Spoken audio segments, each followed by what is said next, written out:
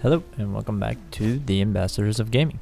I'm one in your army of hosts, Ambassador Michael, and today I will be discussing Animal Crossing New Horizons with you. The game recently released on the good old Nintendo Switch, and I figured I would sit down and talk to you guys about kind of how it's gone, how it's feeling, how I'm feeling about it, all that kind of stuff. So one of the first things you'll notice when you play this one in particular is that it definitely has a slower pace than the other Animal Crossing games.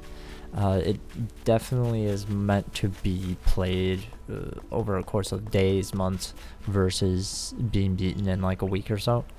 When I was talking with Chris about it recently, he was saying he was using the time skips, using the system settings, and he pretty much got through it in it's been roughly a week or so now at this point where the game's been out, and yeah, he got through it in about a week time skipping.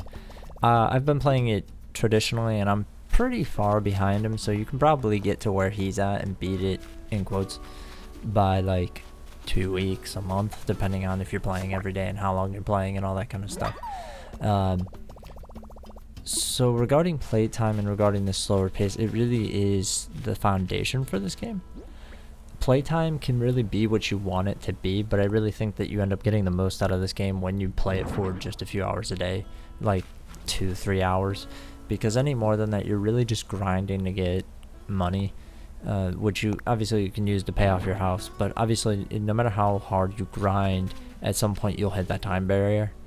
And that's pretty much when I'm done with it, is I'll hit that time barrier for the day and I'm like, okay, well, I got all my fossils, I got my money tree, I got my money rock, I got all the nuggets I need for the day, I've crafted the few things I want to do, I make a little payment on my house, check out the shops, all that kind of stuff, all the daily stuff that you usually do, and then I pretty much shut it down for the day and I come back the next day and see what's going on and what's different. One of the things that they added to this game was Nook Miles, which is a different tier reward system based on objectives, not objections. You get daily versions of those, and then you also have one-time versions, which are like milestones throughout the game, kind of to mark your progress and kind of what you're supposed to be doing and how to move forward and all that kind of stuff. So those really contribute to a lot of different things, because now there's technically two stores. There's the online store and then there's the store that you build, and so that's kind of nice that you have two different shops with two different options availabilities daily, because it does get annoying to try to look through the shops and just I've had nothing go to my shop for like 4 days straight, or nothing I want to buy, and so that's been disappointing, but it is what it is. So at this point I've built resident services, I've built the shop, I've built a bridge, and I've upgraded my home. So I've gotten far enough in the game, I think, really to understand what this one's going to be about. One of the big things that they implemented in this game that's different than the others is crafting. I don't think it's horrendous, but it definitely contributes to the slower pace of the game, because they actually do gatekeep you with the recipes. And so you just can't build certain things until you get a recipe for it, and sometimes you can't buy them. And so at least in the older games, it was like they were gate kept, but they were gate kept behind things like a store or behind the upgrades to the stores. But now they can more meticulously kind of craft your journey, no pun intended here. And so that's one of my big problems, is not really crafting. I don't really mind the crafting. I think it's actually a decent addition to the game, because it gives you more stuff to do daily. Go gather materials and stuff like that. Use the Nook Miles to get tickets to visit these randomly generated islands, and those in turn, I think, kind of give you a better idea of what's out there, and also getting additional resources, which is nice. It's kind of how you can go about getting fruit and stuff like that if you don't have friends or whatever. That wasn't meant to sound as harsh as it came across, but if you don't have friends that play the game, yeah, it's a bit harder to get fruit. So speaking of fruit, actually, the fruit is a lie. Don't eat all of the fruit, because the game doesn't tell you certain things, and that's part of its charm, more or less. But one of the aggravating things that the game does is it tells you to eat fruit because it'll make you stronger and it'll let you, do this and that. If you eat 10 fruit, you can actually dig up a tree, and every one of these like super actions costs 1 fruit or 1 hunger, or whatever they want to call it. And The problem is that you can break rocks, and nobody told you can break rocks. So you'll eat all the fruit, and then you'll go and you'll hit the rock to get your money and that kind of stuff, and find materials, and then you end up breaking them, and then you have to wait 3 days for them to respawn because only one will respawn per day.